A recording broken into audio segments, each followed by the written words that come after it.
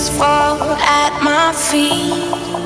Keep me grounded as I reach higher than I see. Is there something there for me? Pulling back the reins, letting go again. I'm not afraid. I'm not.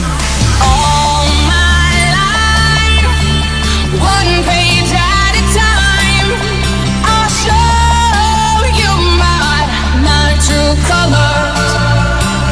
No, no, I won't apologize for the fire in my eyes. Let me show you my true colors. It ain't your rainbow.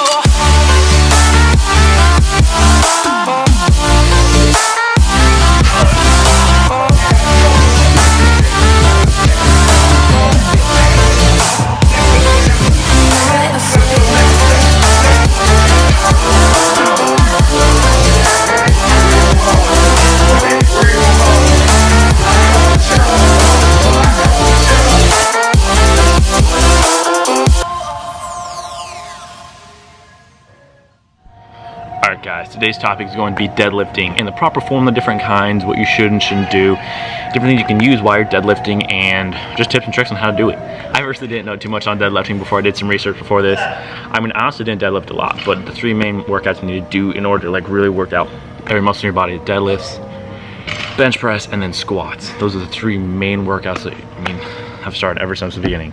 But let's get into gear that we need to use. One thing that many people mess up on is they'll use shoes with a lot of foam in the bottom, like regular tennis shoes. And the issue with that is that you want your feet as close to the ground as possible with a lot of grip on the shoe so you won't slip when you're going up.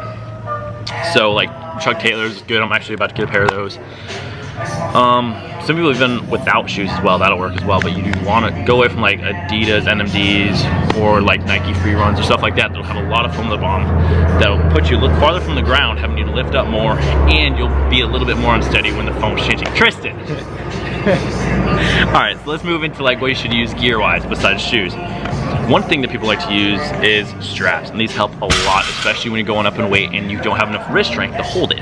So what you do, I mean, every strap is different. For mine, goes like this, pulls up, and it'll wrap around the bar, and that'll allow most of the weight to be put on my wrist to my arm instead of having to worry about my grip strength. I'll show you guys a little bit clip from that and how I do it. And another thing people use is a belt. Right now Tristan has my belt. It'll go right below your ribs, right below your rib cage, a little bit higher than normal. A lot of people actually put it too low, and that won't support the back correctly. You don't always have to wear a belt, but once you're going up in weight and you're trying to get the new PR similar to that, you're definitely going to want to wear a belt to reinforce the lower back and keep it straight as possible. Alright, that's about all the gear that you need for a deadlift. Some people use chalk to help with the hands without using wrist wraps, but it's completely up to you. Into the actual squat, there are two different types of squats. It can be conventional, which people use a lot, or the sumo. Sumo deadlifts, I don't know why I said squat, it's deadlifts. Conventional deadlift, and then the sumo deadlift. The sumo deadlift, a lot of people will be able to go up with more weight. But today we're going to be going through the conventional more, just because that's what I usually do more of. And I'll walk you through that, show you guys a little how you should and shouldn't do it, and certain things that people mess up on, to say the least. Let's get into it.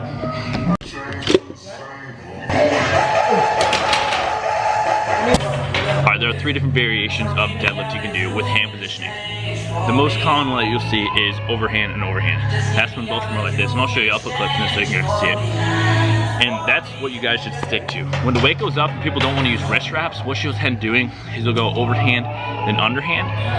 Whatever feels good for you. Some people can do right hand, overhand, then left hand, underhand, or the other way. The issue with that is that'll put an uneven weight on whichever side is underhand, and you'll see it over time as you start to do it, that hand or that shoulder, even that side, we pull down a little bit more than it needs to be, and it won't be equal like it should. Grab some straps. Sorry, a little bit out of breath. Grab some straps, put them on your wrist, go around the bar, and then try to avoid the underhand, overhand. Stick with overhand, overhand. Use chalk if you need to, use the straps, and then get it done. Okay, now performing the conventional deadlift, it's really honestly pretty simple. There's just a couple things you have to watch out for. Walk to the bar, get it right up to your shins. Line it up right with your shins. And really stance, it really depends on how tall you are, but it's basically gonna be about shoulder width. If the bar is right up against your shin. And then you're gonna lower your wrists right down on the outside of your shin. Still, basically touching the outside of your shins. You're gonna bend over slightly, basically like a leg press, but you're gonna do it with the bar. Bend over slightly, grab the bar, make sure you have a good hold of the bar. And before lifting up, you need to make sure you tighten your lats. You're gonna tighten your lats in the back and have tension on the bar before pulling up. That'll allow you to get a more solid lift upwards and not have to worry about a jerk or screw up anything in your back. Once you have a tight tension on the bar, you're gonna go ahead and push with your leg and pull up. One very key thing to look out for when you're pulling up is keep it close to your shins. You're gonna come straight up your shins and straight up your thighs, keeping it as close to your body as possible. By doing that, you're really eradicating, you're minimizing how much you have to pull up with the bar. And the last thing that's very important as well is keeping your back straight. Making sure that you don't get that bend and you screw up your back when pulling up. If you don't be stupid and try to get a lot of weight and have your back screw up. Because once you screw up your back, you're screwed. You're screwed. You screw up your back, you're screwed. And you will definitely have to be out of the gym for quite a while trying to get to recover. Not worth it. Not worth trying to impress your friends or get a new PR when you're not ready for it. Also, you're gonna reach down, grab the bar, create tension, suck in, pushing your abdominal wall, keeping it tight. And as you pull up, you can slowly exhale. Once you come up, you're gonna come up right here. Chest out just a little bit, but not too much.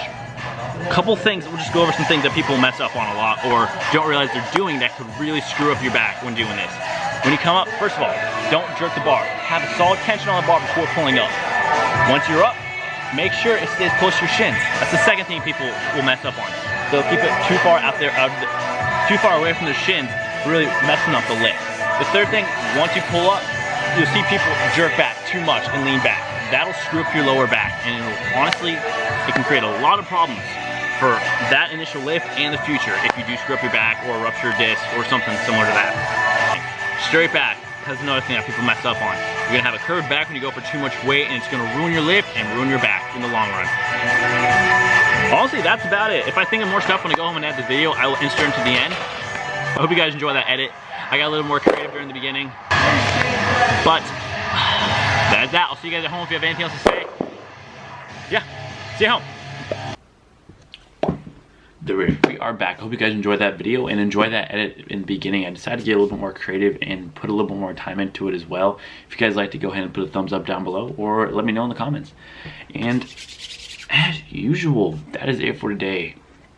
I have a couple things in the work I'm working on. And if you guys have any suggestions on what you guys want to see or any video ideas you guys think I should touch on, let me know on my Instagram right here. Actually right there. And other than that, that is it for today. And I'll see you guys next video. As it goes, we all know. 1, 2, 3. See you guys then.